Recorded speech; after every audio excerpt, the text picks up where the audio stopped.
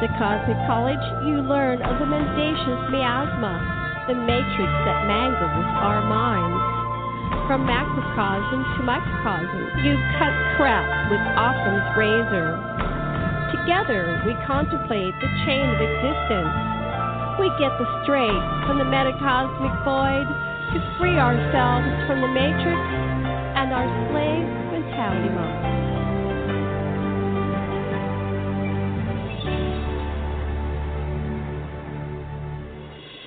Dr. Sasha and Janet Kira Lessin teach.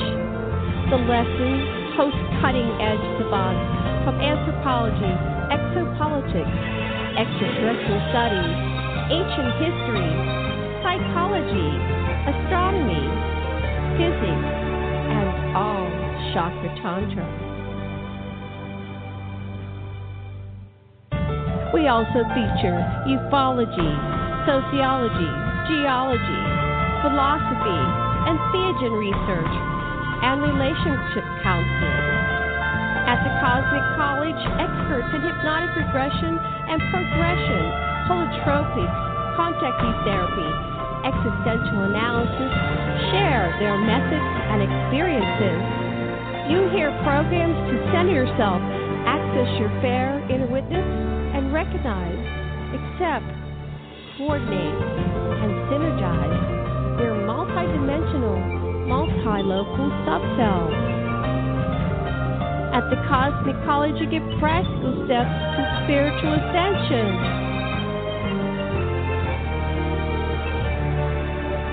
And here are your hosts, Janet Kira and Dr. Sasha Lessin. Aloha and welcome to the Cosmic College. This is your host, Janet Kira Lessin, with Dr. Sasha Lessin. I don't know. Can you speak, honey, so I can see? Let me see. Is this working? Okay. I'm going to put on our guest today. Our guest is Omnec-Onec. Hello? Hi, Omnec. Can you hear us? Yeah, I hear perfectly. Excellent, because we can't hear us. We're not sure what's going on. There, I'll turn it up. You can't hear yourself? No. Talk again, Sasha. Okay, can you hear me? Yeah, we can hear each other because we're in the same room, but for some reason we're not hearing ourselves on the station. But if you can hear us, then hopefully everybody else can hear us. Well, I can hear you. I'm not sure I heard him. I'll try again. Aloha, can you hear me now? Yeah, I heard him that time. Okay, good. Okay.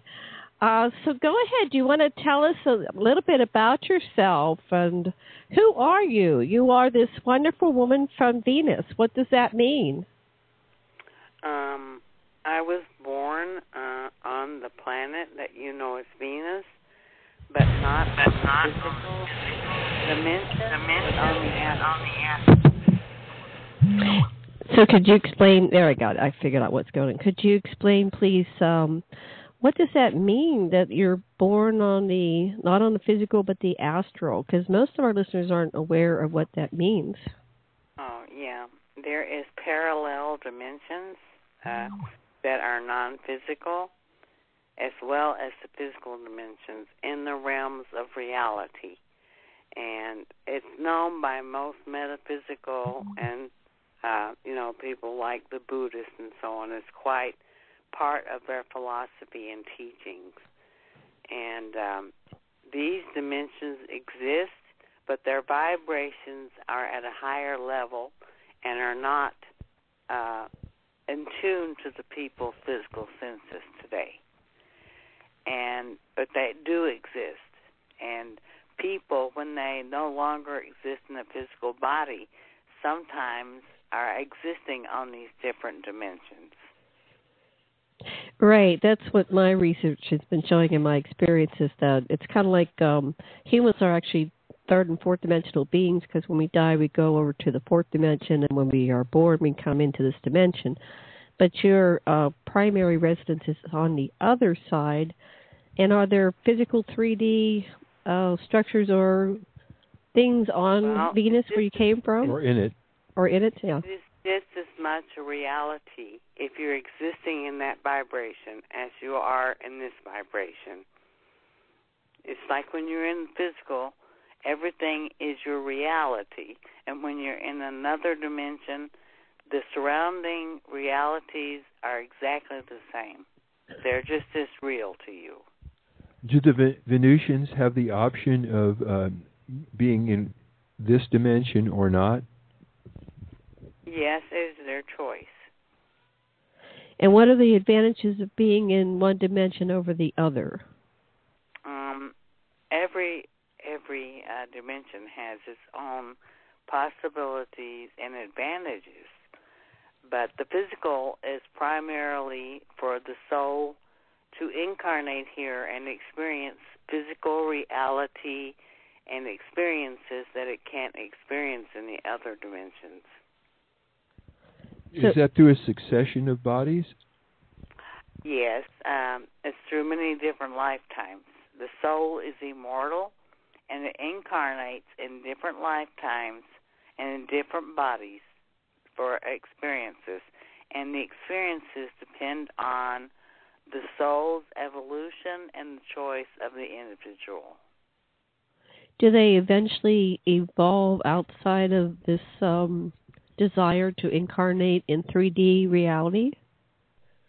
Of course, every soul reaches the time and the point of its evolution and its existence where that it will only live in the higher dimensions as a higher evolved soul and relate to experiences and learning abilities there. So what made you decide to be here with us? It was partially karmic, and also it was my destiny, and because I had been chosen for certain spiritual teachings to spread on earth. And what's the essence of the teachings? Oh, please tell us. It was really the greatest possibility for me because I would have all of my memories intact from many lifetimes. Not being born into the physical realm, I could carry them with me when I came to live here. So you came here and you remember all your lifetimes? Yeah. Okay, that's great. And because I came here, I remember many. That would be another whole dictionary in itself. Wonderful. Just to go through every lifetime. Yeah, that's what I understand is that we remember when we're on the other side, as from the Earth realm, we remember all of our incarnations. And I came in here, and I had a lot of the past life memories just came with me. So coming into 3D with not the awareness totally like you, I had to block a lot of it. But I want to focus on your story.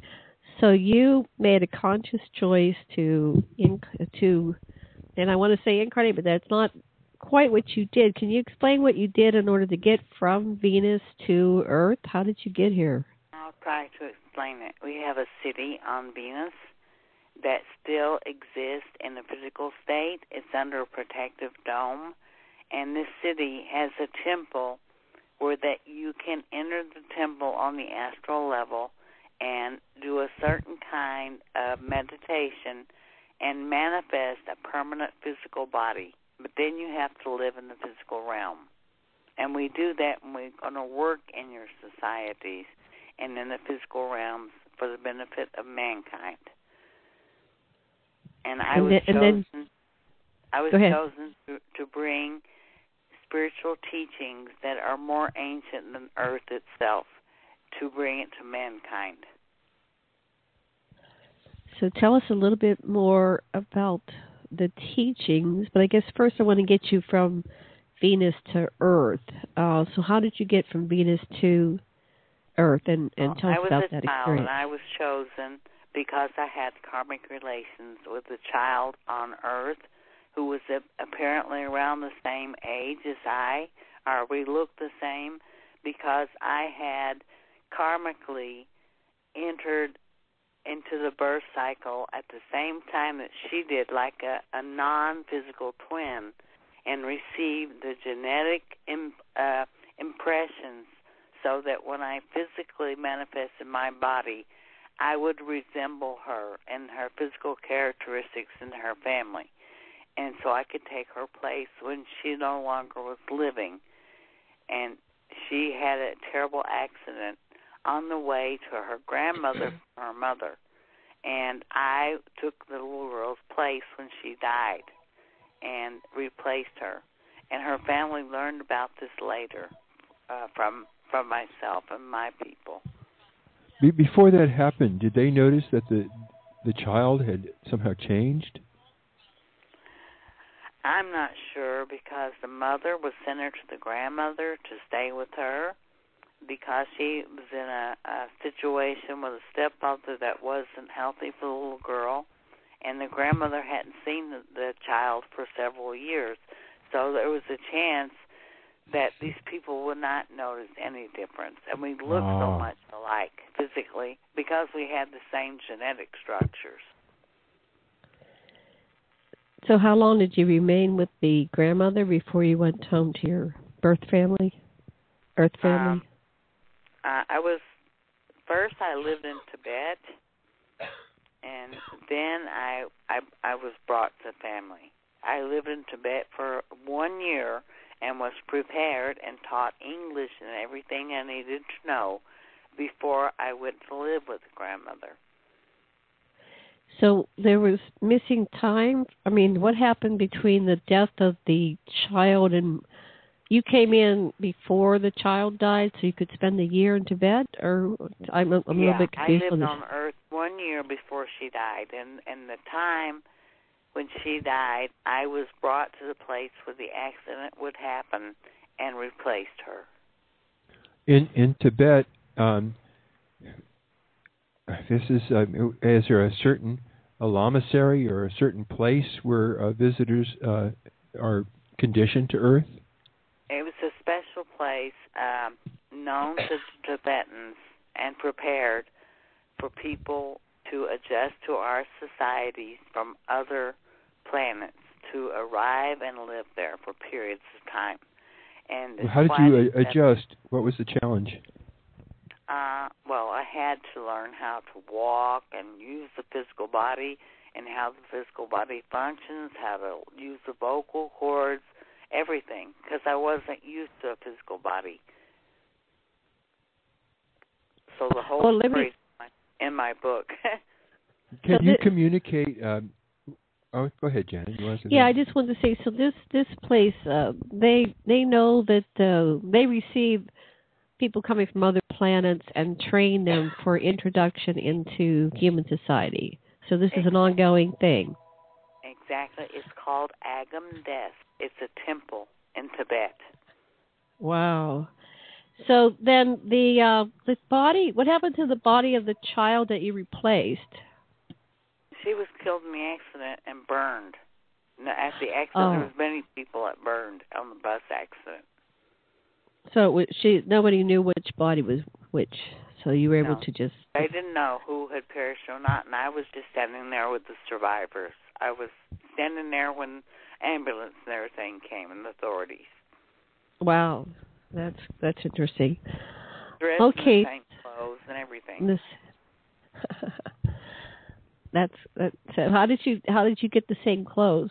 Do you just manifest it, or how does that happen? Everything was arranged by my people because they can see so far into the future, and they knew exactly what this little girl looked like and what she was wearing, so they arranged all of that. They have the ability to do that stuff. They have contacts here, yeah. So then you ended up into this family. Tell us what your early years were like with this family and how you adjusted, like you didn't screw up on stories and, you know. Well, there was meeting the mentor and... you said you landed in the desert or something. Let's back up to that. Oh, when I left Tibet, I came, in the spaceship. I was taken to the Nevada desert and driven by car to my destination. So that was a couple days journey or something, or a day's journey? At least 2 or 3. 2 or 3 days, yeah, because back then they didn't have a lot of major highways and stuff, a lot of back roads. Do you still have contact with the Venusians that are around Earth or on Earth? Of course. Well, not on Earth. I don't know that many. In our society, there are many of them living here, but they're working and they have their own lives and everything to deal with, and they don't go public with their stories. That was my choice. And the fact is, I'm not in contact with anyone but my own immediate family. And my Uncle Odin, he is on a mothership outside the Earth, and he works on inventions to help mankind on Earth. And, you know, he's very helpful and telepathically keeps in touch with me. So are you able to, if you wanted to, could you communicate with the ones on Earth telepathically or not? Oh, if I know who they are. If you know who they are, okay. You know, Janet had a encounter with an extraterrestrial who said they have electronic fixes that could really demobilize all weapons of mass destruction. And I just wonder if that was a Venusian or that was something that your Uncle Odin might have had something to do with. Well, they have the ability to, in case of a disaster and so on, to neutralize all of the nuclear facilities so that mankind is protected, because that's one of our greatest things is to protect and to keep mankind culture alive and not to have destruction again of the whole planet, people. We're very frightened about the Fukushima radiation that's spreading over the globe. I'm wondering if the Venusians are helping us neutralize this in some way. Of course they're helping. So what are they doing? Do you have any idea, or are you in the dark like we are? I have no idea. But I know that they have contacts on Earth who are working on this constantly. They're keeping everyone safe, and so no one has to worry. That's wonderful. So, yeah, it's all explained in my book.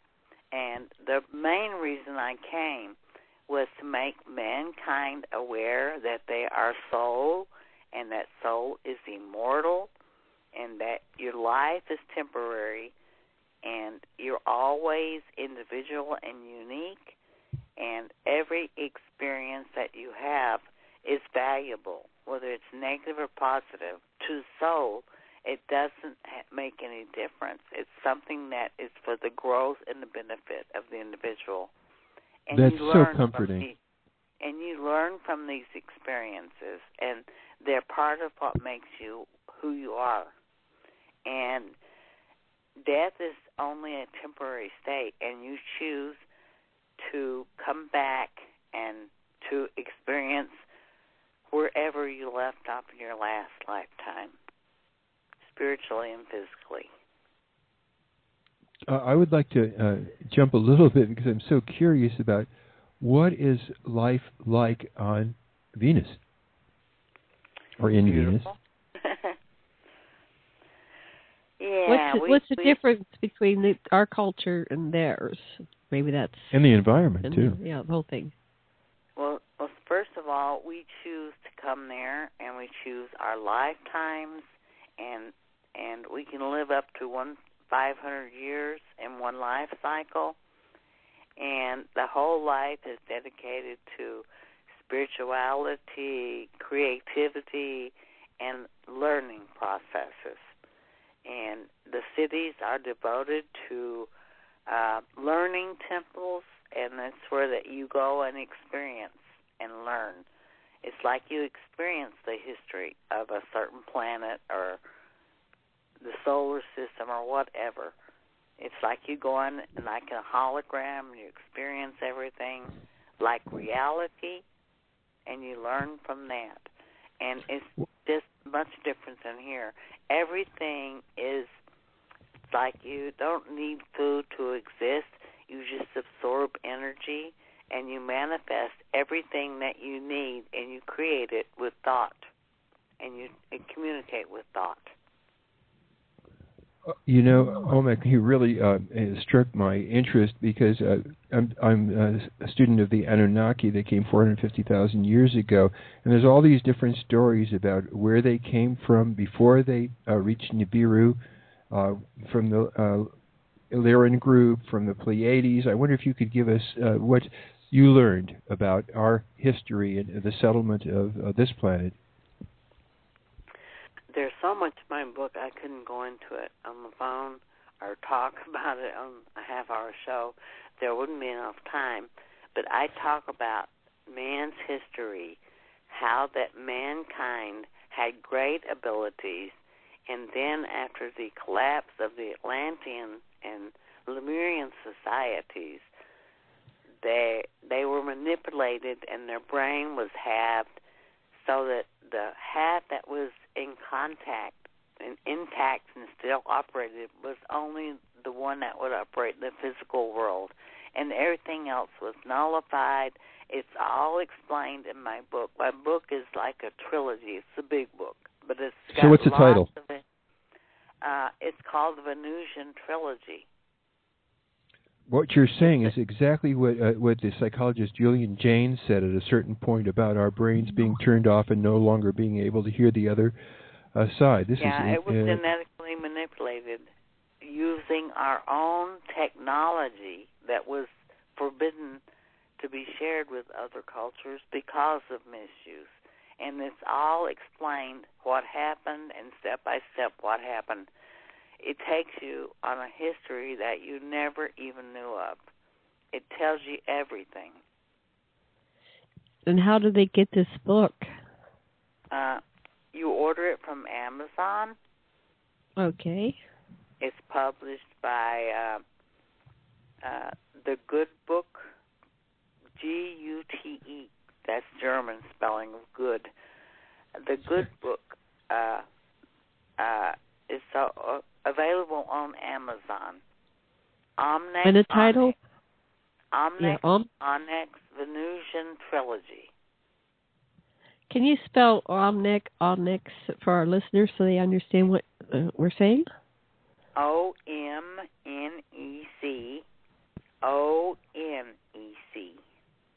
Omnec. Omnec. That is Venusian. It means spiritual rebound. Wow. So there you were. We only have a few minutes, but there you were, this young child. Yeah, and you were I had in a lot of band. knowledge, but I was very, very insecure, and I was very, very quiet because I was mostly observing so that I would know how to behave and what to do. You know, you have to watch people around you. Did you marry and have children? And now I'm 66 years old. I had a stroke 3 years ago, and I learned to walk again, but I use a cane, and I do have trouble with my left side of my body still. And I have 4 wonderful, beautiful children and 3 grandchildren. Wow. So did you marry or did you just have children? No, I was or married. Both? Uh-huh. I was married, yeah. Not married anymore. I live with a friend here in Missouri. Are your children, did they get any of your knowledge or abilities? Of course. So they've got. My son was in Germany with me for years. He accompanied me to many of my events, and my children are very supportive. And my ex-husband, my first husband, supports me still. He tells people he doesn't believe me. He knows it's true. Mm-hmm. That's what he says.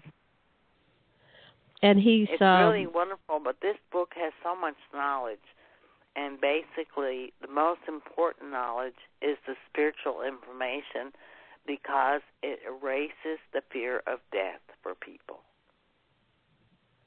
Well, we highly recommend it. And it helps people understand that any type of disease or illness that they have, they have chosen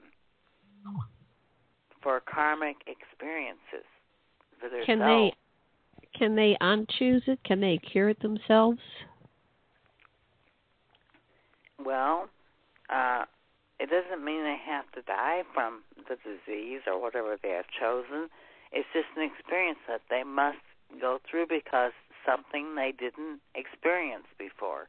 So there's nothing to be afraid of. It's just temporary anyway. But the fear is being unsure of whatever you're going to encounter of this life, what you know, and people, and the comforts and everything that you have. You're afraid that is the end, and it's not the end. It's just like a graduation, you know. What happens at the point of death?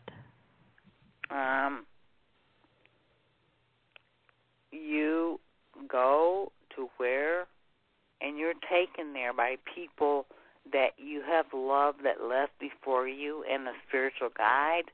They always accompany you, and you take you where you should be. So there's nothing to be afraid of. That's wonderful. I studied under a wise man named Hal Stone, and he says the exact same thing as you, that you can be sure that you're going to be going through a sequence, and it's all just part of your experience. And it's I don't know if he's a Venusian, but he's utterly sure, the same way that you are. I just wonder if you could give us a meditation, a short one that for our listeners, so that we can get a little removed from our logical brains and get into a bigger perspective. Well, I had a CD created called The Soul Journey, and I recommend that you can either lie on your back or sit in the lotus position. And if you're lying on your back or sitting on the chair, have your feet together and your hands clasped across your stomach or in your lap with your thumbs touching and your fingers interlaced, and sit quietly, focusing on the third eye area just above and between the eyes, just above the nose and between the eyes. And you focus your mind, not your physical eyes, on this area, and then you take 3 deep cleansing breaths, and you can use the word Hu, which is the secret name for God, H-U, where the word human being came from. Human being, yeah, Hu. That's why we have human being. That means that we descended from God. And Hu is the secret name for God, and you can repeat this word over and over and chant it. And this is the highest there is, and there's also one for the astral level, which is the Venusian word, which is Ka-La. Wow. And you can repeat Ka-La. That adjusts and vitalizes you and relaxes you so that you're free of all your emotional problems and difficulties. So there's lots of them in my book. They're all recommended, and there is even a meditation chart that's in the book of all the different meditations for each different level. Oh, that's wonderful. Thank you. Yeah, there's lots of information in the book, and that was my whole reason for being on Earth, was to bring this information to people. And, of course, love is the most important. Well, we are out of time with you, and we really appreciate that you came on for a half hour. So any final words? Yeah, love is the greatest energy that God created, and it is the reason that we were created. And it binds all human beings, and it reaches beyond time and beyond space, and it exists forever, and it is the most important thing there is. And to love is to heal. And so if we all love each other, that's important. That's why we're the planet of love. Thank you so much. You know, what I call it, the talk that you just had, we call it satsang, and that means that we're listening to a teacher, and I acknowledge you, and I feel you, and I thank you so much for your wisdom. Bless you. Bless you, and thank you for being with us, and I hope we'll have you again soon. So much love and aloha. And thank you very much for sharing my love and information with others. We will send it out far and wide. Thank you so much. Aloha for now. Yeah. Shalom. Aloha. Okay. So let me put this on mute. So this next part of the show, we have Bob Evans, and let me see if he's here. Bob, yes, are you with us? Yes, I am. Well, thank Sasha. you for joining. This is Janet. Sorry. Yes, that's okay. I could be Sasha. We're Sashette, or we're like Brangelina, So we're going to switch. Well, we're still going to talk about extraterrestrials, but where do you want to go, Bob? Bob, we want to know about Nibiru and what's coming down and what's being hidden by Never a Straight Answer, NASA. Well, before we get there, Bob, could you just tell our listeners briefly, who are you? Well, my name is Robert H. Evans, Jr. I was born and raised here in San Francisco, California. Went through the regular school system, did many different types of jobs. At one point, I actually went to San Mateo College for a reserve police officer training class, but my relatives were all on police departments, so that kind of cut that out. Then I ran for U.S. Congress as a Republican in 1996, and then again in 1997. I actually did pretty good the first time, but then because I had a back problem, I had to not work anymore. So I've been researching different things over the internet for at least since 2007, when I first started to get into the idea of the Anunnaki and also their planet Nibiru. And when I started to research into them, I started to find out that our own NASA, Never a Straight Answer, was actually recording these massive UFOs coming in with their SOHO satellite. And I had several of the images checked by people that I cannot mention, and these things were real. There was no photoshopping, no fakery in the images whatsoever. So I've been quietly posting some of this stuff on Facebook until I ran into a couple of what are now friends, Lori Ann Fenton, which runs a MUFON chapter up in Petaluma, California, and another lady named Ivy West, which is another show. She has her own show. I think it's Whispers on the Wind over there in Hawaii, just like you guys. And this thing has just been taking off, and people are finally starting to pay attention. So the Anunnaki gods, in reality, and I hate to say it, I'm actually kind of glad to say it, they have returned. Wow. So how do you know they're the Anunnaki and not some other species with their ships around the sun detected by SOHO?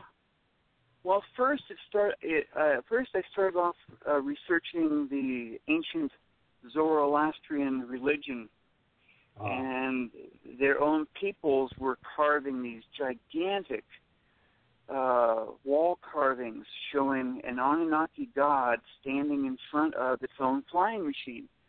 And I'm sorry, that's the way I see it, because the thing behind the god has wings that look just like the stuff I'm seeing in the SOHO satellite images. Only that's right. Landing gear. It's the same. Yeah, it's the same shape. That's right. So that's why you associated those craft around the sun with the ancient depictions. Correct. That's fascinating. How big are they? Well, the images that are seen in the SOHO satellite images are huge. There's a really good one from 2005. It's the best one that I have, where the SOHO satellite camera EIT-304, which is a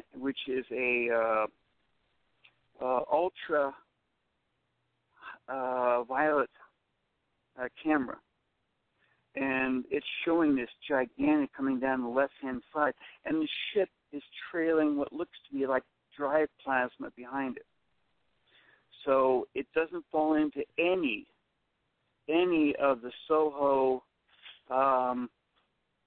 flash drive, hotshot images that they have on their webpage, which a lot of people don't really know about. It's called hot shots, which are nothing more than camera defects and other type of things that were being seen by the SOHO camera since 1998 on to 2013. I really had to research the holy bunch out of these images, because wow. at a certain point, Lorian Fenton, she asked me to speak at UFOCon 213 about these. So I really had to make sure that this stuff was real. I also had several friends, one in particular, which used to work or still works down at Moffett Field, California, just about 30 miles south of where we live here in Pacifica. This guy said he used to work there or still works there, and several of the images, and he just tore them apart. And he said there's nothing wrongdoing in there at all. They are real. And I have several of those images up on my webpage, which is starshipsaroundthesun.com. You can click on the photo part, and you'll see these images right there. I remember your presentation now. You showed how you could detect fakes and tell when it wasn't a fake. Exactly.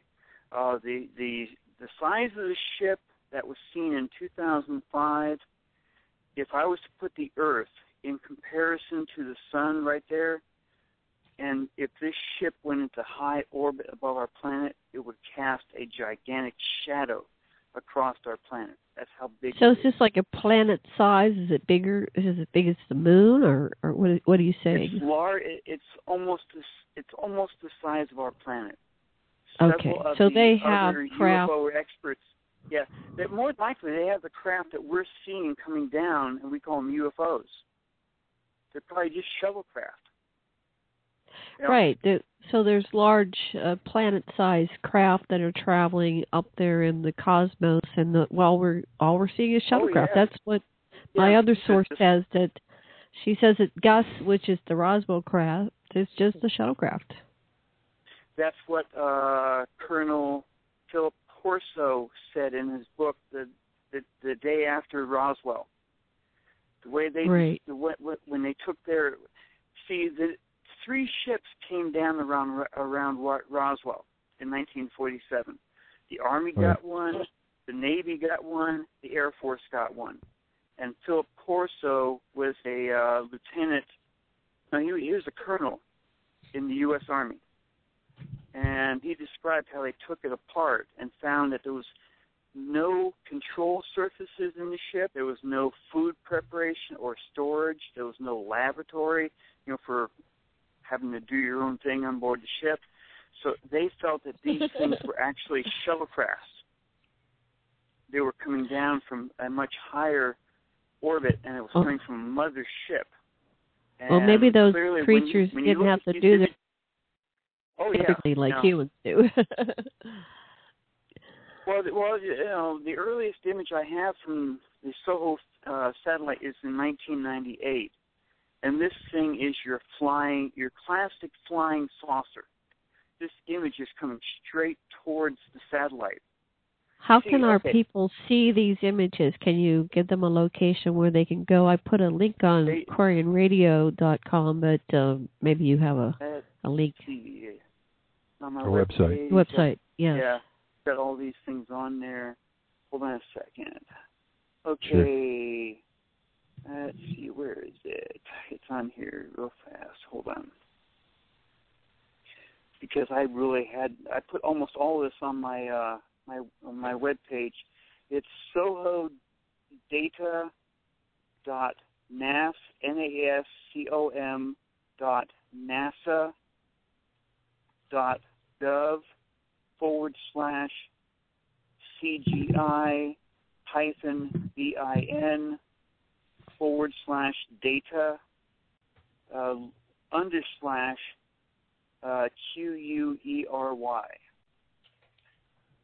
Great. I also wanted to say that one of my colleagues did a study of Kingman, Arizona, where there was one crashed and one crash landed, but totally intact shuttlecraft, and the occupants were brought to the Kingman jail until the Air Force came and got them.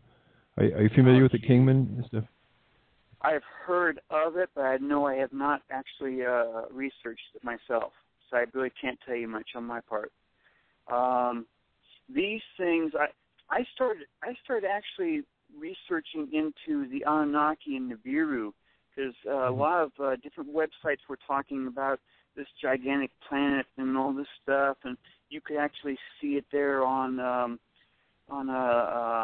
Google Sky, which is actually showing it, the actual image from 2007, and then they changed it. It looked like someone took a black marker and tried to circle it out. So all you saw was this white-looking thing with what looked like a black marker in the center.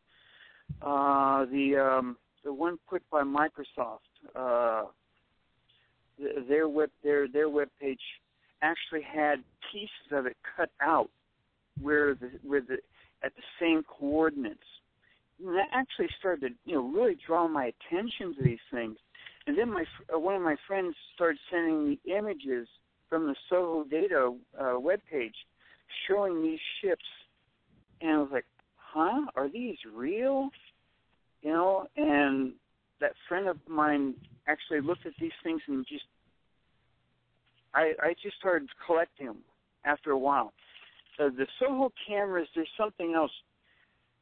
There's 10 cameras on the Soho satellite. The LASCO 2 and LASCO 3 images, the red and the blue images, they're taken every 15 minutes for 24 hours. And then 7 days a week, 365 days a year. So if you're not there looking at every single image, you'll never see these things. And if you do look at some of the images, the thing is so far back in the background that if you didn't actually think that was something wrong, you would never enlarge it up to see the images. Now, the images that I show on my webpage, you can just barely see them in the background before they were enlarged up, showing these gigantic ships. These images were being seen on the U.S. Navy's satellite camera on stereo ahead and stereo behind satellites.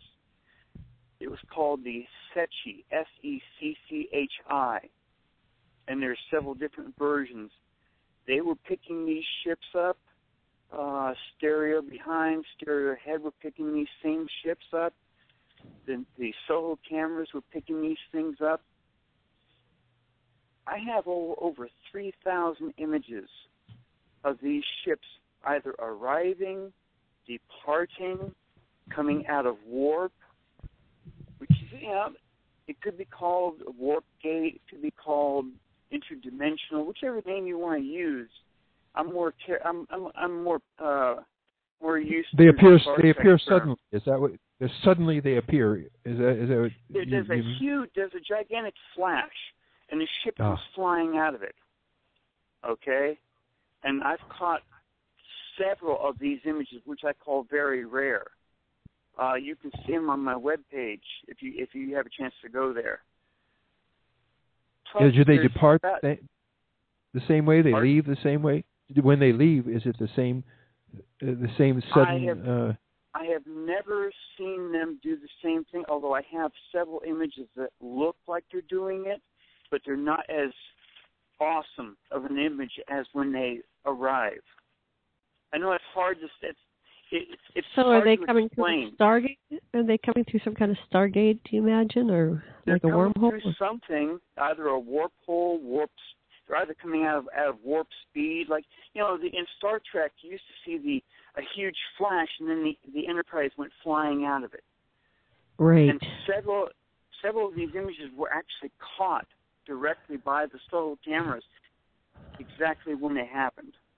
Do you have any images around Mars? My studies have shown me that the same Atlantean civilization that we found in Egypt had direct and frequent communication by rocket with Mars, and there's a lot of artifacts that we've got brought back and seen from the surface of Mars. And I'm just wondering if you saw any of their ships around Mars.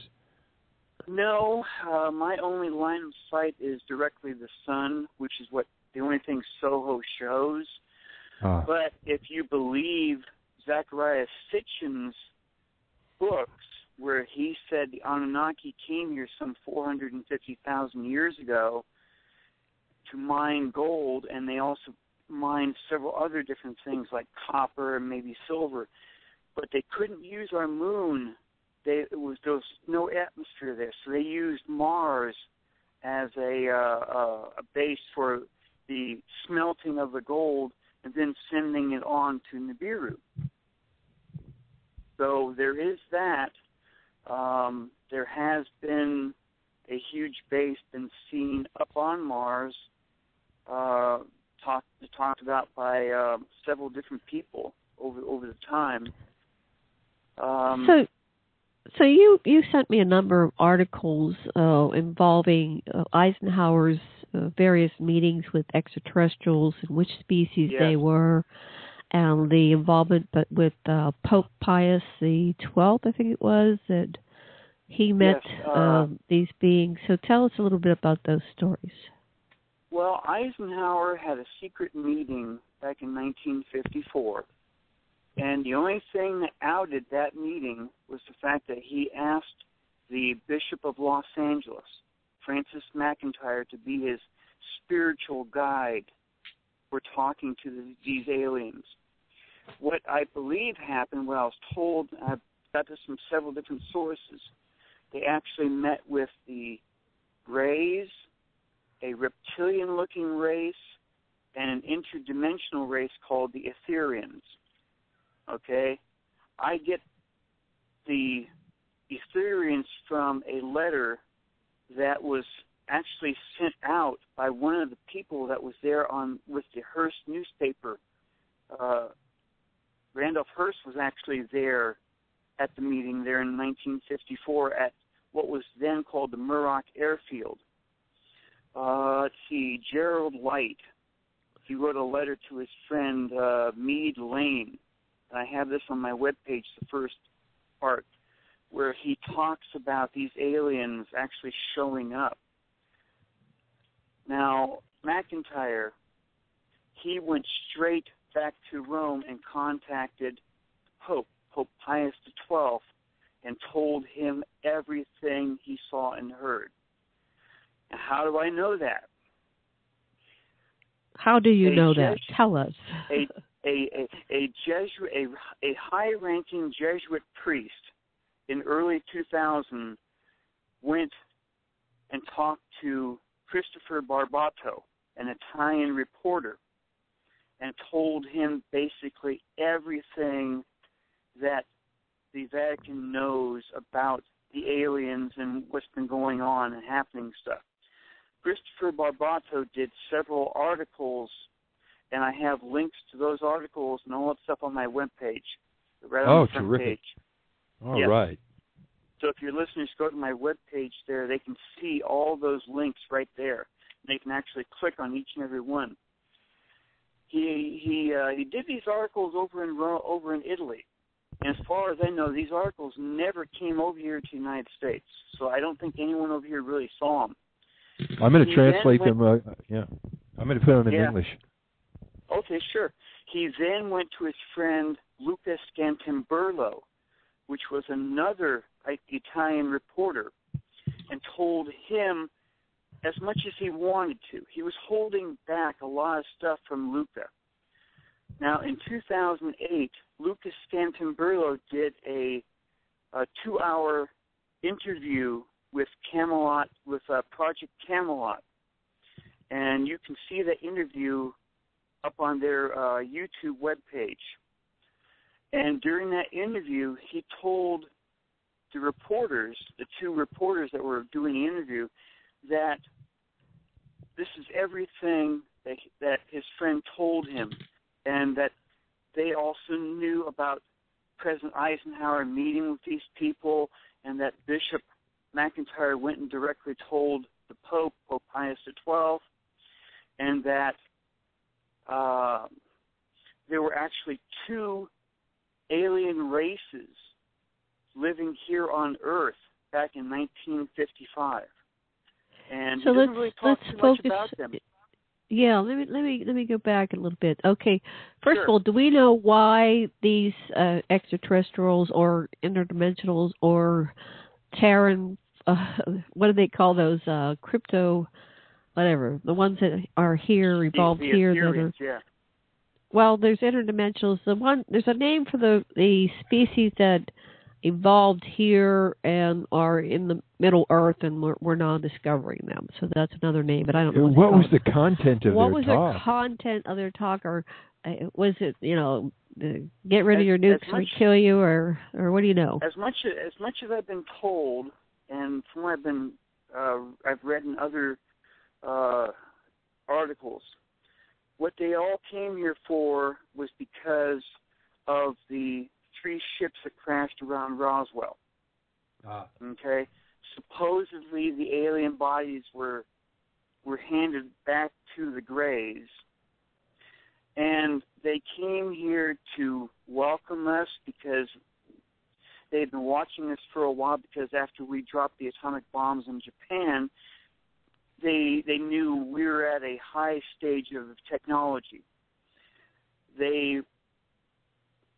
Eisenhower supposedly wanted advanced technology. They turned him down because they were afraid we would destroy ourselves with nuclear weapons and advanced technology. But they offered a substitute. They offered, supposedly, if we handed over to them all of our nuclear weapons, they would give us limited amounts of advanced technology to slowly bring us up. This Eisenhower would not go along with. So just before they left, the 3 races supposedly warned Eisenhower about an incoming, what they called rogue planet, and its dwarf star, and that they offered their help and support in dealing with the worldwide disasters that would happen at the same time. Eisenhower turned them down and told them never to return to our planet, or we would shoot them out of the skies. Ha ha. Well, let me interject a couple stories here, because we're looking at a bunch of stories and how they jive and how they conflict with each other. Yes. So I have a report about Valiant Thor, and Valiant Thor came in 1957, landed in Alexandria, Virginia, right in the middle of the highway. They arrested him and took him to the Pentagon, and he spent 3 years as a guest in the Pentagon. He skipped the visit with Ike and Nixon. Well, he visited. I was getting there. He was taken to Ike, Eisenhower, and Nixon, his vice president, and he offered the cure for disease and even the cure for death.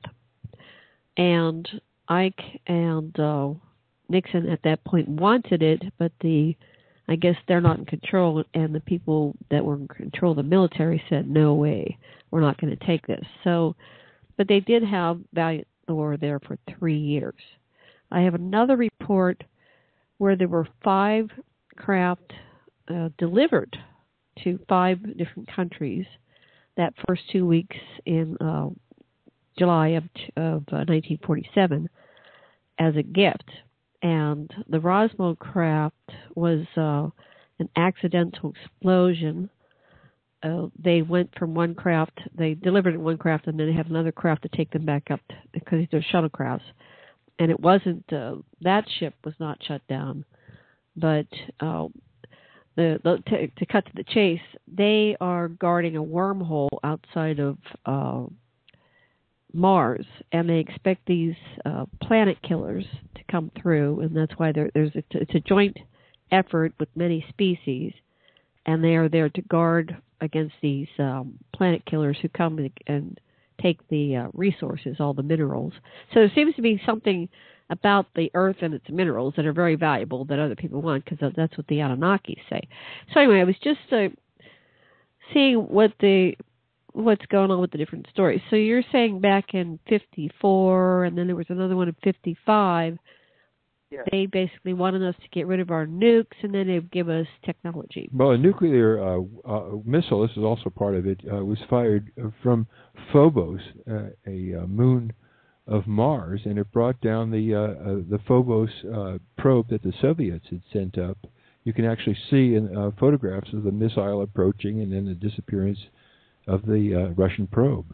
Well, that was much later. That was was in the later. 70s. So we're talking about the 50s and late 40s. The two accounts you mentioned, I'm not familiar with those. I'll probably check into them after the show's over. For some reason, I don't know what, Eisenhower went to Holloman Air Force Base in 1955, early in 1955. His plane landed and stopped at the end of the runway. He ordered the entire base to be shut down. No radars, no telephone calls, nothing. Not long after he landed, 2 flying saucers arrived. One landed directly in front of Air Force One, and Eisenhower was seen leaving Air Force One and entering the saucer, and stayed in there for about 45 minutes. The other saucer remained on top as a guard, probably. I've heard different versions from this one. You can actually do a search on YouTube for the Eisenhower at Holloman Air Force Base, 1955, and there's an excellent video that tells you exactly what was found. Terrific. I also would like any listeners who happen to have been at that Air Force Base, Holloman Air Force Base, when it was shut down, if you have witnessed these flying discs landing, the shuttles landing, contact us. We'd like your story. Now, from what I was told and what I've read, Eisenhower did the exact same thing. He tried. These were the Anunnaki. Okay, all the sightings said they were the Nordics or Nordic-like aliens. How tall were they? From the descriptions I've heard, they were about 6-7 feet tall, or maybe taller. From the Jesuit priest that talked to Christopher Barbato, they were the Anunnaki, period, that actually met with them there. So I know that, at least from several different sources. Supposedly President Eisenhower asked for advanced technology again. The Anunnaki turned them down flat, saying that they almost destroyed humans with their nuclear weapons before and would not allow us to do so. But they thought that maybe we, if we fought them, would possibly damage or destroy the bases on what they considered their moon. Okay. Now, that's interesting. So Makes sense. Maybe the moon was brought in. They still claim the moon. See, because if you follow what happened in the Lost Book of Enki, Tiamat, which was the first part before the Earth became, was accidentally hit by one of Nibiru's moons, causing it to break away. Now, the part that broke away, the moon followed it, and that became our natural moon. So when the Anunnaki came here, they already knew the ancient history of what our planet was. So they actually were using the moon for some parts, which they said they had to use their eagle masks because the atmosphere was not breathable enough. Well, we've recently identified by Jose Escamilla, he downloaded some NASA photos, and there is a city over on the far side, the dark side of the moon. A spaceport. They call it the Crystal City or something like that, and there is a large ship that's on the edge of the crater, and there's actually on YouTube a report where they went into the ship, and they found two bodies, and one was in very good shape. It was a woman who had some things on her eyes. Things on her eyes and her lips, and that apparently was how she drove the ship, and it was all anchored to her third eye chakra. So it was very interesting. Colonel Corso also knew that they had bases on the moon from when they interviewed the surviving Gray. See, when the three ships crashed, the Army got to one ship quickly. They actually found two survivors. One survivor was shot trying to escape. The other one was taken back to their hospital and survived for a small amount of time.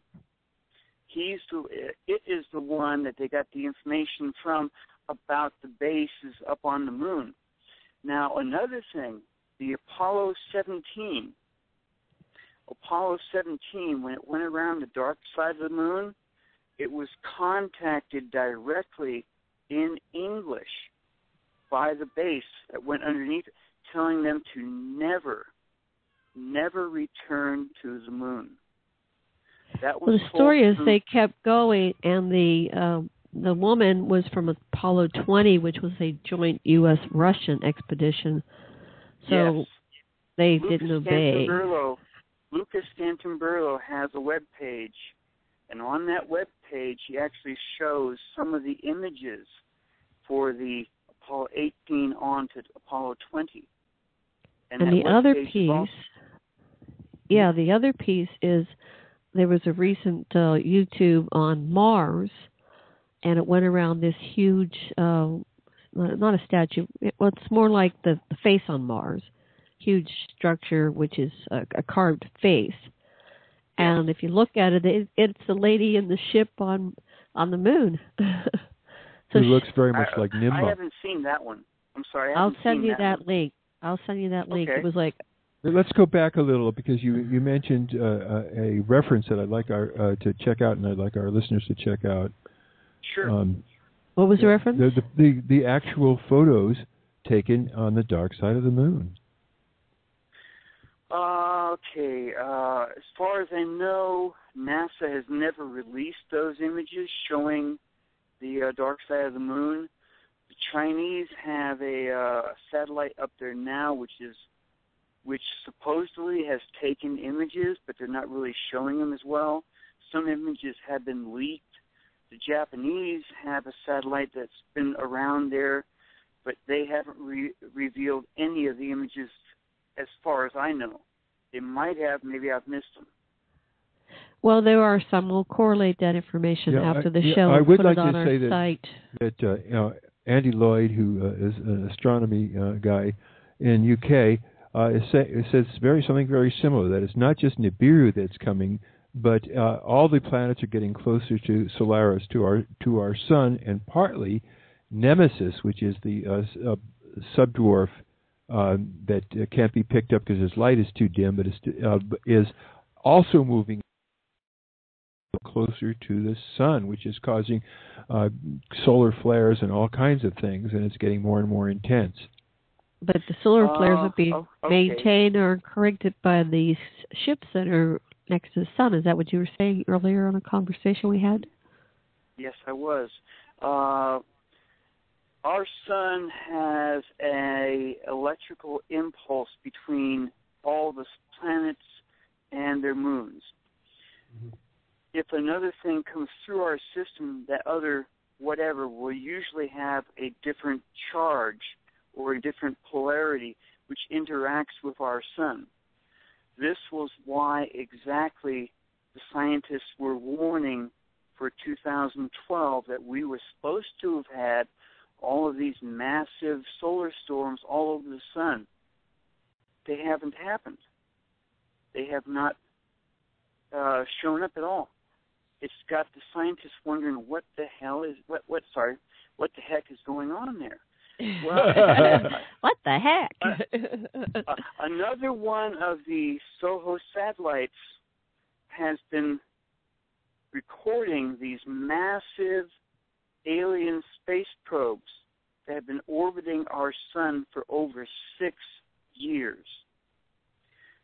These space probes are actually controlling our sun's output. That's why you have not seen all of those solar storms that was predicted. Yeah, I've seen. Why. Go ahead. And I'll tell you why. The last time Nibiru swung through our system was somewhere between 1650 BC and 1586 BC. Okay? Mm-hmm. It was actually recorded by Puwer, Puwer. He was a highly trained Egyptian scribe. You see, after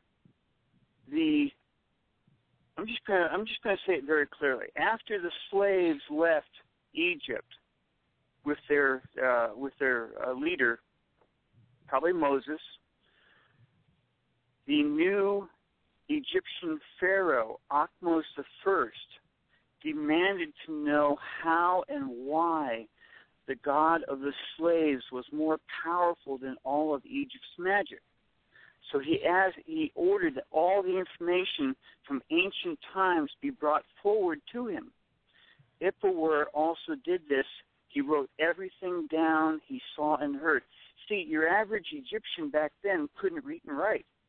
So they were totally relied upon by the scribes. Now, Puwer's original works must have been split up at some point. Parts of them were found as scrolls in the Egyptian desert sometime during the 1800s. The other parts of them are being read in another book called the Kolbrin Bible, Kolbrin. You can go to their website. It's thekolbrin.com.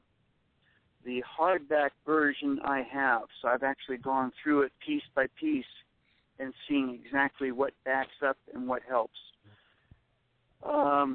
In there, he actually described how the Exodus happened. The slaves and evildoers were being led out of Egypt by a priest prince from the inner courtyard of Pharaoh. Okay, this priest prince led the evil doers and the slaves all the way up to a saltwater marsh, and Nibiru, they called it the fire on high, or the destroyer, was in the sky for almost 10 days. It rained down fire, it rained down stones. Some of the stones destroyed the Pharaoh's palace, killing his firstborn. Fire from the sky burned up everything that grew, fields, vines, orchards. They were, so there was virtually no food left for quite some time. Plus, the Earth had a geographical polar shift because all of the stars in the skies shifted to a new location. That was all because of the huge gravity pull from Nibiru. Now, I just want to say something about my studies of ancient history. Is each side always calls the other side the evil ones, and so yes, so that evil just means that whoever says they're evil, in this case, an Egyptian scribe, thinks they're enemies of the Egyptian state. From his own point of view, yes. Yeah. He was talking from his own point of view. You see, the reason why there's no Egyptian history about this is because until the end of the 17th dynasty, the Hyksos, Hyksos, were in charge of Upper Egypt for over several hundred years. And after the Hyksos were kicked out of Egypt at the end of the 17th dynasty, the Egyptians destroyed all of their history as much as they could. So there is no history because they wiped it out. But the historians and archaeologists, people have been actually finding who was there during that time, but only with a lot of distraction by the Egyptian people. They're in charge. Well, yeah, they want to take. They want to say they are the ones that brought all civilization to everybody, and they deny the Sumerian and the Anunnaki, and they just say it's all them. Exactly. And who's to argue with them? With almost all of it wiped out of history.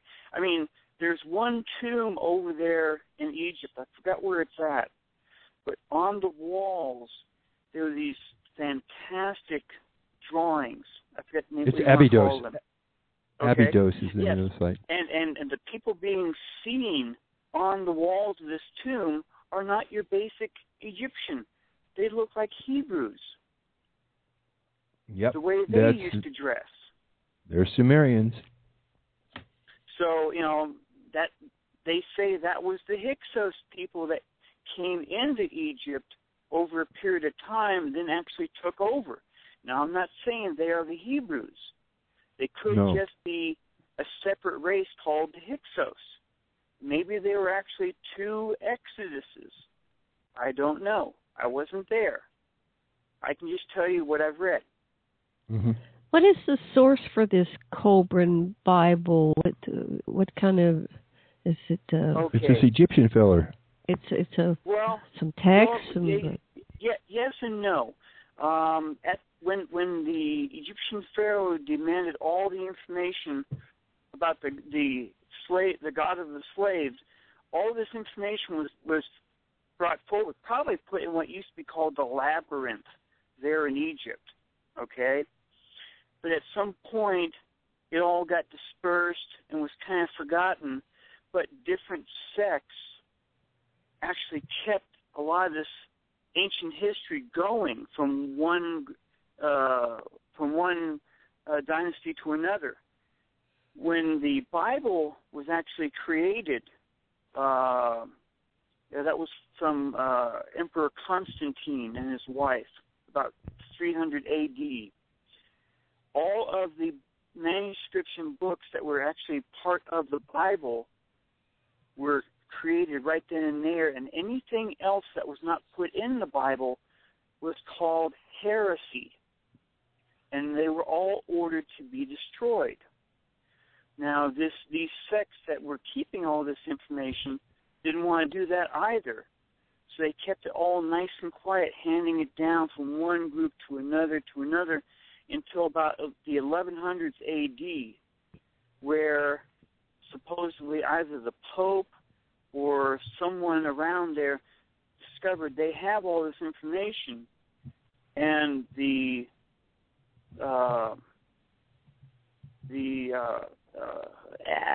running my head, too many names right now. Too many things are in my head right now. That's okay. The location where they're all being kept was ordered destroyed by arson. So they actually kind of caught on a little bit before it happened, and they were able to save roughly half of all of these ancient documents. Alexandria? The Library at Alexandria?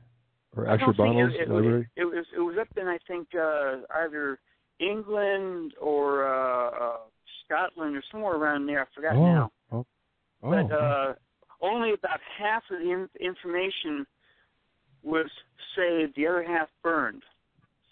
And all of this stuff was, again, handed down from one person to another until World War I, where they were actually thrown out in the street. But people that knew about them saved them, and then when World War II came about, they were again thrown out in the street. But more people again saved them, and took them down to Australia or New Zealand. I forgot. And they actually did this one book called the Colburn Bible with all of this stuff in it. But they didn't change anything, but it was retranscribed again as best they could, and that's where all of these ancient tales came from. A lot of people don't believe it whatsoever. They think they're all fakes. Other people say, no, these are real. Now, as I was researching the Anunnaki, I started seeing all kinds of different things in the Colburn Bible that actually linked up with the Anunnaki. The part where Enki goes and tells another person through a reed wall in this one person's house and warns him that there's going to be a flood. That part is in the Colburn Bible. It describes exactly how the ark was built. 3 levels, everything on each level. It describes it in detail. And it also mentions the king. The one that's put down by history is Ziusudra. Yes. The one in the Colburn Bible is called Upanishad. But very close. I gave it to your wife earlier. I'm sorry. I'm trying to think. And that's okay. We'll put it on our site. The 2 names came very, very close to each other. So it was probably exactly the same person. Okay, I'm going to try and type all that stuff out to your wife and send it to you guys later on. But way cool. It describes exactly how the ark was built. It wasn't built at the shoreline like one person wanted. They went to this. They heard from this one person that was told through a reed wall, just like Enki did. No, you build this thing up in the mountains because the water is going to come up to it. Just like in the movie 2012. Right. That makes sense. I think they copied it from some of these stories without telling you exactly how, but this was how it is in the Colburn Bible. And they say exactly how it's built, who actually went on it. They actually tell exactly what types of craftsmen they needed. Person doing a different craft was on board that ship, including 6 strangers that were there when they closed the doors. And then it also mentions who were the 6 thing, strangers. Yes. And it also mentions that for days this thing was in the sky and it changes its look before a certain point. And then all of the stars change their positions. And the next morning, here comes this wall of water. Oh, that's a pole shift, physical shift. And everything was washed clean. Just like in the book, the Lost Book of Enki, in tablets number 9 and 10, where Enki talks about the whole thing, Enlil thought he had a good chance of getting rid of all the humans that had been causing him trouble. Plus, he would get rid of the IGIs. The IGG. The astronaut corps.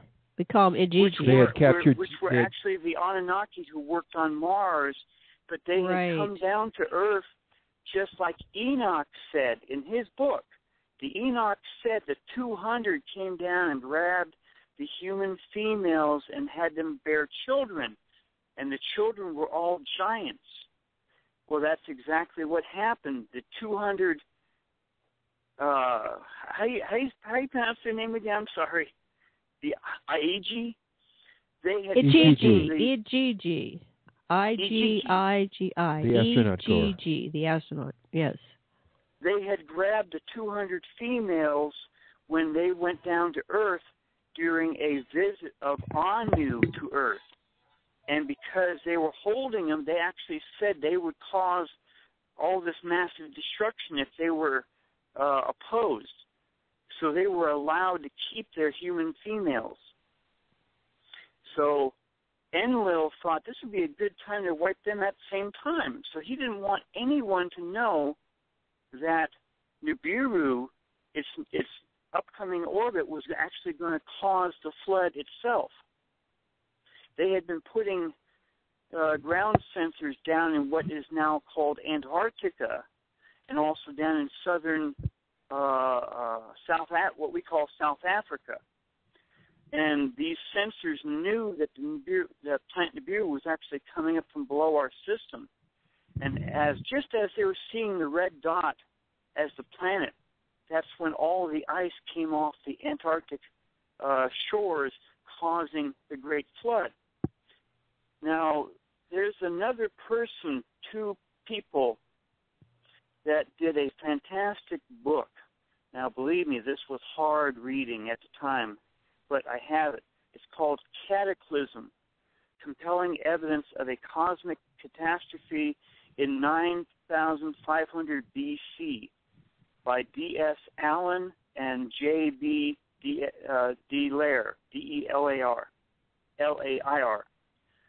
They actually went into a flood coming up from the Antarctic area, hitting the North Pole, rebounding back and forth, and what they called tills. These tills contained plant matter and animal matter that had been totally just ripped apart, were actually being deposited in caves all around the planet, up in high areas that the water would never have reached. That is the story of... Wow. Yeah, Thank you. There's seashells on the top of Haleakala, right? Well, then, they also mentioned in there that a lot of this stuff was picked out between the ancient ruins over on Malta, over there in the Mediterranean. My wife, her parents were born in Malta, and they came over here, and she was born in the United States. And we are going over to Malta real soon, so I started doing research on what's over there. And on Malta, they have a hypergeum. That's what they call it. Hypergeum is 3 levels underground. Now, at first, I didn't think I'd see any ancient alien stuff on Malta. I was wrong. In the hypergeum, when they first discovered the first level, they found over 7,000 bodies in these little different niches and stuff. And among these bodies, they found numerous ones that had the hyper-enlarged upper head, just like we've seen down in Egypt and around here in North America. And they also had a body that was sitting in a knee up position against a stone of some type. Now, all these skulls were taken, they had their photos taken before 1985. They all vanished in 1985. Oh, wow. All they Someone have vanished is the original. Someone took them, yes. All they have is the original drawings and photographs. So these were larger-headed capensis. They were Homo capensis, perhaps, is what they're calling Probably. the ones, the cone heads. They were the Anunnaki hybrids. See, if you follow the Lost Book of Enki, the original Anunnaki here on planet Earth created early humans. They used that part as a worker race, but they started to see that it started to actually deform itself over time. It was going downhill from the really nice-looking hybrid they had done almost all the way back to the tree-dwelling about that. We animals think that they had taken it from. The devolution actually was they decided to rebel and go back to nature and didn't want to take orders anymore. So that was, I don't know if they physically devolved or... Yeah, basically... reason. Yeah, basically... I'm sorry, go ahead. It's just like Europeans thinking that other people from other cultures who didn't have as advanced a technology were degenerate or not as smart. And what happened is the slave race, in one interpretation, decided that when things were getting bad on the planet and entering an ice age and so forth, that they foraged on their own instead of slaving for their masters anymore. And so this might look like degeneration to people that wanted their slaves, but to the slaves it might be intelligent behavior. Or you could see it at this point of view to be what's called Bigfoot. Maybe some of them survived around the planet after, several different boats actually survived the flood itself. You've got the several different versions talking about the other people that actually survived too. How many people did Enki tell, to build a boat? Well, I think that's also a tenable hypothesis. Definitely, we have a lot of evidence to go on with my thesis that Bigfoot or Sasquatch is very intelligent. It's just that he doesn't have cities and guns and a propensity to violence like we have. And we have evidence, or at least stories. Humans. Right. Yeah. We have stories that there was a faction that probably went underground to the hollow earth to ride out these cataclysms. So that's another story. And there's also some information and evidence that perhaps more than one Anunnaki told their people to go to high ground. Yeah, there was a tunnel system, probably under Malta too, that connects with tunnel systems in Romania. And they had a extensive under tunnel kind of system. Right. The Peter Moon is research. Yeah, Peter Moon is researching. Mm-hmm. Peter Moon is researching. Okay, one at a time. You go first. Okay, Peter Moon is researching right now. He's going back over to Bosnia and Transylvania and that part of Europe. There are underground. There are different pyramids all over the planet, and they often have little sphinxes with them, but they're connected through these long tunnels that go miles and miles all the way over to Tibet and different parts of the world. That's one thing. He and his group found the Valley of the Kings, the Valley of Thrones. Transylvania. In Transylvania, I got confused. I got to listen to the show again. So they are where the council met with the Council of 12, and it has actually a 13th one, I guess, for when Anu came. And so they found the valley. What they found in this Sphinx is a table, and when you lie upon the table, it opens up a chart of the person who's lying upon the table, and it shows, it's like a hologram, which species you are connected to, showing the planets and the stars, and so you might be connected to other species here on the Earth, and as well as extraterrestrial, or in the planet and the stars. And there's also a chair that gives you the Akashic records. Right. So but right now they're kind of keeping it secret. Because, of course, the government locks down all this stuff, the powers that be, or the Illuminati. And the Tibetan that revealed it is in hiding. Mm-hmm. That's possible, yeah. Now, there's another part here. I'm assuming you have read The Lost Book of Enki. Oh, absolutely. Oh, yeah. We have our two books that are extrapolations. We have Anunnaki Gods No More and Anunnaki Legacy of the Gods that we've written. Okay, now everyone's always been curious what did the pyramids do?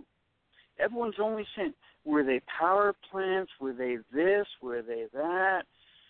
If you look, what's your theory? If you look in the book, when they talk about Marduk being imprisoned in the large pyramid, when they went to rescue him, they went down the huge chamber, gallery that went up, and they smashed every one of the important instrumentations and stuff that were actually there. Yeah, actually, the story was that Ninurta, he took what he could. He didn't just smash everything. He took the Gug stone from the top, right, and he took what he could, and then what he couldn't take, he broke. Right, because up along that gallery, there are these huge spots along both sides. There's, I think, like 28 or maybe more of these spots that they've been wondering, what the heck went in these things? Because they're clearly visible on both sides, and that's what they were. There were these things that were there. There are capacitors for the energy. On what Christopher Dunn has shown, that there was a pumping of static water, which was channeled in from the Nile underneath, and this was then brought to a chamber where hydrochloric acid and hydridated zinc were brought together to free hydrogen gas and make an explosion to add to this rumbling vibration that's coming through. And then it went up through these chambers with these crystals that were capacitating it, and it was an infinite source of microwave energy that continued. And they were able to light the city of Luxor, and they actually used monoliths all over the globe to communicate.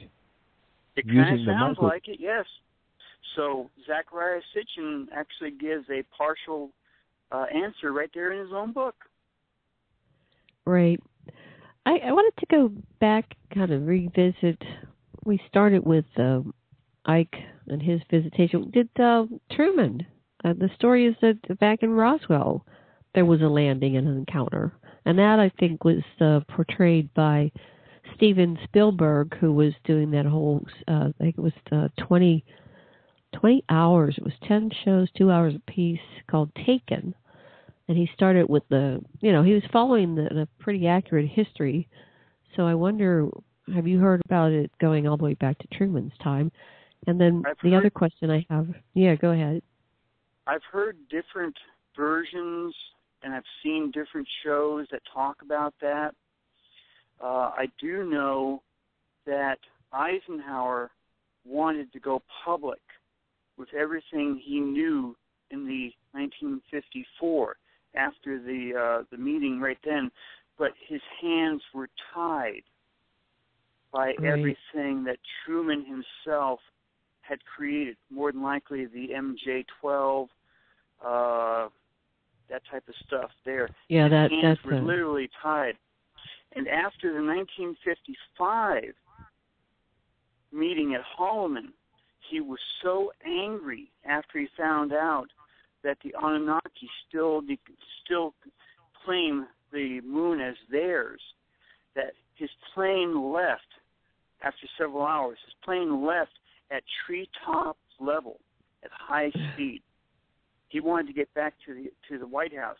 And once he got back there, supposedly he ordered that no mention about aliens or UFOs would ever be mentioned again at the White House.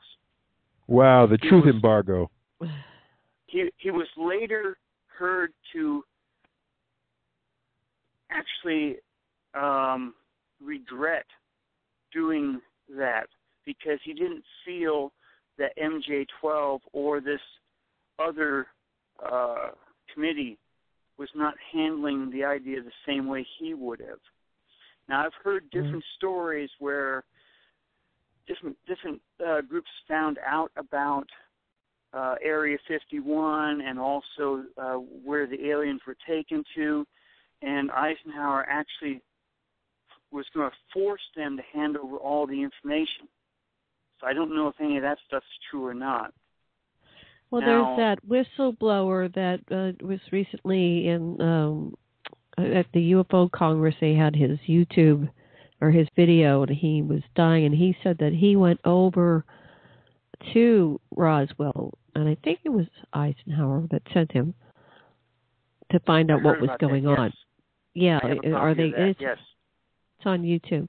Now, I had another question. The Anunnaki who visited, we know that the Anunnaki broke it down into several factions. There was, of course, the Enki-ites and the Enlil. So, are there any indications which faction of the Anunnaki were doing these visits? Was it the Enki faction, which is more in alignment with loving humanity and saving humanity, or the Enlil faction? Do you have any insights to that? I'm actually not sure. Okay. I think there's actually a link between all of the existing bloodlines that still exist up until now with the the Knights Templar. I think they found out about this long bloodline that goes all the way back to the Anunnaki, and maybe threatened or did something to the Pope, saying, "We're not going to talk about this." That's my own theory. There's a lot of evidence that goes along with what you're saying, that the Knights Templar got the records. That's where mission control for the Sinai was. It was in Mount Moriah, and so underneath there, and that's why the Israelis and the Palestinians are so. They know what's down there, or what was down there, which is the records of the Anunnaki. And what happened is that the Templar Knights got that stuff out, and basically they were talking about the extraterrestrial origins. They knew that, and it was messing up the Pope's trip that, their fairy tale that they concocted in their Bible. Yeah. Well... So I think Lawrence Gardner was trying to tell us that the kingship was set up by Enki, who realized that I guess Nibiru was returning and they were intending on going off planet for a while. This gets really confusing, so I'm just going to verbalize it. But he wanted to set up kingship to help, guide his people. But of course, everything that had all these things that had good intentions get warped by the other factions who have their own agenda. So that brings us forth to today. We still are being ruled by the ruling elite. Well, they have an assumption that there has to be hierarchy, and that the consciousness of the people at the top of the hierarchy has to dominate the consciousness of other people, and it basically stifles the light of most of the people on this planet. Yes. I think the original intention was to give us some technology and guidance, because, we were still pretty primitive in the year 2,000 plus years ago. If you follow the stuff written in the Lost Book of Enki, at a certain point, Enlil, Enki, and his half-sister, I never could remember her name. Nimrod. There you go. They actually found out that they were actually being railroaded into everything they did by this other race, that one person, the Galdu, which appeared to them to be a much higher authority than them. So they decided to start Sumeria off to be our first kind of civilization here, with them sitting in the background quietly working through priests and priestesses. But starting with the sons of Noah. Yeah, exactly. But all of the Anunnaki that are still living here on the planet started having one problem after the other, and that's where all the different races over there in the Mediterranean all themselves, because they started to war with each other. They started to war because basically it was Tammuz was killed accidentally or maybe intentionally. No, Marduk engineered his death. He had Gershiana have sex with her, and then she yelled rape. So that and then he sent people to chase Tammuz, and Tammuz, trying to escape, fell off Victoria Falls and got killed. So then the war started because Dumuzi, Inanna was betrothed to Dumuzi. That was a union between the Amalekites and the Enkyites, and so their children would have high status and potential rulership. Inanna was the granddaughter of Enlil, and Dumuzi was the youngest son of Enki. Right. So that was the political union with the two factions, and so she realistic. And she and Marduk went into this war, which ended up with dividing the Anunnaki into two factions, and eventually ended up with the nuclear holocaust at Sodom and Gomorrah. And then they had to run. Okay, we're running out of time here. I'm reading on my battery real fast. Okay, so we should probably wrap this up. This is great. Thank you so much. I want to do some more with you later. Okay, any final words before, because we got to wrap this up and we can do some more next week. Any final words from you? I think we're off. I got my phone. It's on charge now, so I'm okay. Okay. Just any final words, because we're going to sign off here. And your website. Sure. Remind people. Oh, yeah. Well, my website is www.starshipsaroundthesun.com. From my research into this stuff and all the price I've had to pay for keeping my computers running, the leaders of our planet actually know the Anunnaki are back. There's no ifs, ands, or buts about this. Anyone that looks at the images I have on my webpage and the ancient Ahura Mazda wall carvings can clearly see that they are back. These are still the exact same ships that the Zoroastrian religion talked about way back then. And I ask the people to please keep an open mind when they look at the stuff. I've gone as far as I can for right now to make sure that they are real photographs. They're not fakes. But I'd like to have everyone at least look at the stuff and, start questioning what's been going on lately. Okay. Yeah, I just want to say that one of the tricks of the truth embargo is to put things that are fakes that can be detected as fakes, and so people tend to dismiss the things that ain't fakes. Exactly, and that's what everyone thought they understood about these images for years. They would actually see them up there on the Soho web pages, and what the heck was that? And no, that can't be real. Some people thought they were real, but they were told they were all fakes. I went beyond all that and actually researched into what they call hot shots and camera defects, and none of these images are in there at all. It's as if they're ignoring these things. Otherwise, they would have them plastered all over the place. Well, when they're ignoring it, there's a reason. And you can tell when a government official's lying because he's talking. All right. Well, hopefully you'll come back and join us next Friday for another episode of Cosmic College, if it fits in your agenda there. It was my honor to be on your show. Thank you very much. I've been following your works for quite some time now. Well, thank you for joining us. Okay. Well, much love and aloha from Janet Kira Lessin and Dr. Sasha Lessin, broadcasting live from Maui, Hawaii. Say aloha, everybody. Aloha. Aloha.